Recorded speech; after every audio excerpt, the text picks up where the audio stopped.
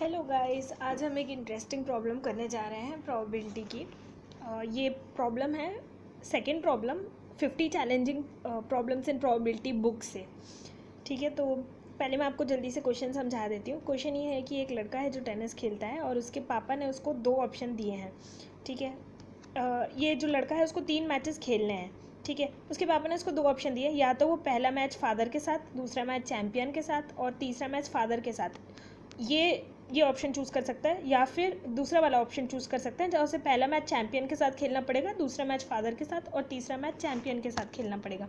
हमें एक इन्फॉर्मेशन दी है कि उसके फादर जो है वीक प्लेयर हैं चैम्पियन के हिसाब से, तो यानी एल्मर ये लड़का है, इसकी प्रोबेबिलिटी फादर के अगेंस्ट जीतने की ज़्यादा होगी than probability of him winning against champion, because उसके फादर थोड़े वीक प्लेयर हैं, तो एल्मर आराम से फादर के अगेंस्ट जीत सकता है कंपेयर टू चैम्पियन। एल्मर को कौन सा ऑप्शन चुनना चाहिए? ठीक है, तो जब शुरू में लोगों के पास ये क्वेश्चन आता है तो काफ़ी लोग सोचते हैं कि एल्मर को पहला ऑप्शन चुनना चाहिए ना कि सेकंड, बिकॉज यहाँ पर उसे फादर के साथ 2 मैचेस खेलना पड़ेंगे और चैम्पियन के साथ एक ही मैच खेलेगा, तो ठीक है, फादर को शायद आराम से हरा सकता है। दूसरे ऑप्शन में जबकि उसे चैम्पियन के साथ 2 मैचेस खेलना पड़ेंगे और फादर के साथ एक ही मैच मिलेगा उसे खेलने के लिए, तो लोगों को लगता है कि पहला ऑप्शन ऑब्वियसली बेटर है। अब यहाँ पर एक कंडीशन दी है उसके फादर ने कि एल्मर को 2 मैचेस लगातार जीतने हैं। वो इन दोनों ऑप्शन में से कोई सा भी ऑप्शन चुने, बट उसको 2 मैचेस लगातार जीतने हैं, जब भी वो उसको प्राइज़ देंगे। तो एल्मर को कौन सा ऑप्शन चूज़ करना चाहिए इस केस में? ठीक है, तो क्विकली प्रॉब्लम को सॉल्व करना शुरू करते हैं। पहला केस लेते हैं, एल्मर पहली बार फादर के साथ खेलेगा। ठीक है, तो मान लेते हैं कि एल्मर की प्रोबेबिलिटी फादर के अगेंस्ट जीतने की एफ है। ठीक है, और फिर प्रोबेबिलिटी चैम्पियन के अगेंस्ट जीतने की सी है और फादर के अगेंस्ट जीतने की फिर एफ है। तो ये हो गया पहला केस जहाँ वो प्राइज़ जीत जाता है। मान लीजिए कि अगर वो तीनों मैच जीत जाता है, ठीक है, तो वो प्राइज़ जीत जाएगा। अब एल्मर के फादर ने कहा कि वो 2 मैच लगातार जीतता है तो भी उसे प्राइज़ मिल जाएगा, राइट। तो वो पहले 2 मैच जीत सकता है, तीसरा मैच हार सकता है, तो भी उसे प्राइज़ मिल जाएगा। तो पहले 2 मैच जीतने की प्रोबेबिलिटी एफ इंटू सी है और फिर तीसरे मैच हारने की जो प्रोबेबिलिटी है वो 1 माइनस एफ है, तो भी सेकेंड केस में भी उसे प्राइज़ मिल जाएगा।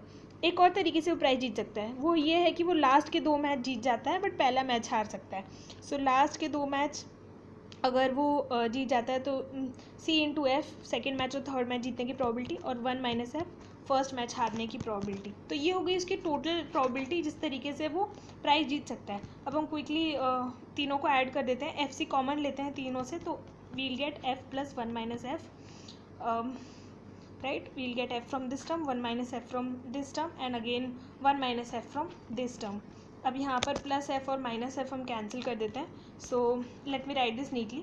सो this will turn out to be F C into 2 minus f, right, 1 plus 1 I have added and written 2 here. So this is the probability for him to win in this case. ठीक है, अब हम दूसरे case के लिए similar करते हैं quickly. अगर सी एफ सी है, ये वाला कंडीशन है, राइट, जहाँ पर वो पहला मैच चैम्पियन के साथ, दूसरा मैच फादर के साथ और तीसरा मैच फिर चैम्पियन के साथ खेलता है। इसमें भी सिमिलरली या तो वो पहले 2 मैच जीत सकता है या लास्ट के 2 मैच या फिर तीनों मैच जीत सकता है। तो इसमें एल्मर की विनिंग की प्रोबेबिलिटी ये आएगी, राइट, पहले 2 मैच जीतने की प्रोबेबिलिटी सी एफ, तीसरा मैच हारने की प्रोबेबिलिटी 1 माइनस सी। ठीक है, फिर नेक्स्ट तीनों मैचेस जीतने की प्रोबेबिलिटी सी एफ सी, या फिर अगेन पहला मैच हार सकता है, लास्ट के 2 मैच जीत सकता है। इसमें भी क्विकली अगर हम देखें एफ सी कॉमन ले सकते हैं सारे टर्म से, तो we will be left with 1 minus C plus 1 minus C, right, और फिर से अगर माइनस सी और प्लस सी कैंसिल कर दें, so I just write it neatly again, we will be left with F C into 2 minus सी।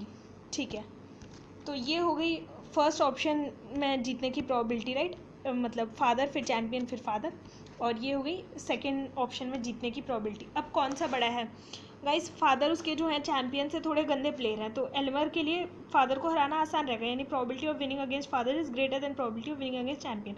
तो अगर हम माइनस एफ और माइनस सी लें तो this inequality will get reversed, inequality gets reversed on changing the sign, then 2 minus F will also भी less than 2 minus C, right. So इन दोनों terms में अगर हम देखें तो बस 2 माइनस एफ और 2 माइनस सी वाले टर्म्स अलग हैं, एफ सी तो कॉमन है, right.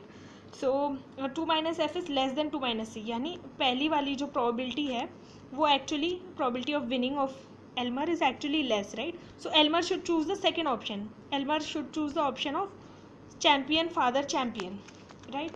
This comes out as the result, यानी एल्मर को 2 मैचेस चैम्पियन के साथ खेलना चाहिए और 1 मैच फादर के साथ. He should choose the second option. ये थोड़ा काउंटर इंट्यूटिव इसलिए है क्योंकि लोगों को लगता है कि जैसे मैंने बताया था कि एल्मर को शायद फादर के साथ 2 मैचेस खेलना चाहिए क्योंकि फादर को हराना आसान है.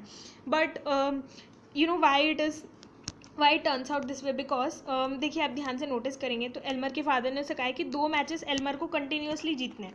अब 2 मैचेस उसे कंटिन्यूसली जीतने हैं तो उसको बीच वाला मैच जीतना ही पड़ेगा, राइट? किसी भी केस में 2 मैचेस जीतने हैं, या तो पहले 2 या लास्ट के 2 या तीनों जीतता है तो 2 मैचेस जीतने ही है. तो यानी बीच का मैच बहुत ज़्यादा इंपॉर्टेंट है.